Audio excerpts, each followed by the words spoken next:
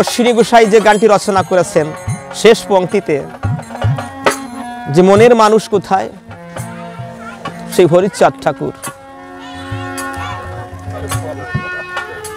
তাহলে এই মনের মানুষ হরিচাঁদ, মনের মানুষ বলতে কি বোঝানো হয়েছে এখানে?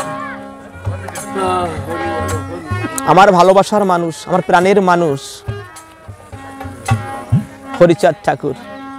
আমি একটু আগে শ্রী শ্রী লীলামৃতের এই কতগুলো কথা বলেছিলাম যে গোগৃহের গরু যত বাহিরে করিয়া ধেনুবৎস বলদ লইল চালাইয়া, এক বন্ধ জমি 2 বিঘা পরিমাণ বহুদিন সেই জমিতে নাহি হয় ধান।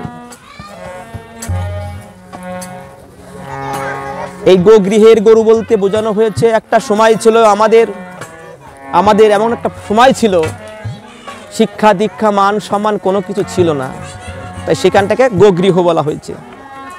গোগৃহের গরু যত বাহির করিয়া ধেনু বৎস বলদ লইল চালাইয়া, গাভী তার বাছুর সবাইকে চাষ করতে লাগে, সব মানুষকে নিয়ে গেলেন। 4 বৎসর সে জমি হাল চাষে নাই, সত্য ত্রেতা দাপার কলি, এই 4টে সময় এসেছে। একটা অনুন্নত সমাজের মানুষ ছিল, সেই মানুষগুলোকে কেউ ভালোবাসা দেয় নাই, তাই সেই 4 বৎসর যখন হাল চাষে নাই সেই জমি চাষ করতে লাগিল গোসাই। লোকে বলে এ জমিতে ধান্য নাহি ফলে, বৃথা পরিশ্রম প্রভু করো কি বা বলে।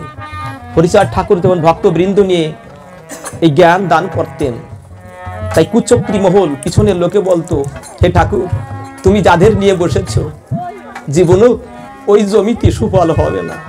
তুমি যাদের নিয়ে বসেছো, যাদের শিক্ষা দান করছো, ওরা কোনদিন মনের মানুষ হবে না তোমার।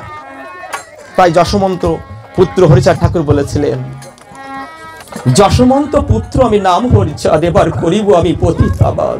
ওরে পতিতাবাদের জন্য অসহায় দেশেতে কি ফল ফলিবে টের পাবি ভবিষ্যৎ। কি মাঠ ফলিছে? আজ পিছিয়ে পড়া মানুষের মধ্যে মন্ত্রী হয়েছে, ডিসি হয়েছে, ম্যাজিস্ট্রেট হয়েছে, উকিল হয়েছে, প্রফেসর হয়েছে।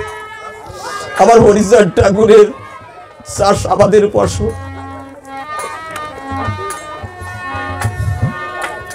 আমি দুটো কথা বলে যাব। পিতা মাতার যুগল মিলনের ফলে এসেছি মক্তধামে, মা বাবা আমাকে জন্ম দিয়েছে, কিন্তু মানুষ হিসাবে স্বীকৃতি দিয়েছে আমার দয়াল হরিচাঁদ ঠাকুর। একটা মানুষের বেঁচে থাকবার জন্য মৌলিক অধিকার থাকে, সেইগুলো কেড়ে নেওয়া হয়েছিল, তাই সেইগুলো হরিচাঁদ ঠাকুর দিয়েছেন। তো মা বাবার পরে এই অনুন্নত সমাজের যে মানুষগুলো আছে, এই মা বাবাকে সাধন ভজন করার পর একবার দিন গেলে এই হরিচাঁদ ঠাকুরের নাম নিও। এই দয়াল না আসলে আজকে কিন্তু আমরা মানুষের মতো মানুষ হতাম না। তাই একবার আমরা হরি গুরুচাঁদ ঠাকুরের নামে ধ্বনি দিয়ে বলি।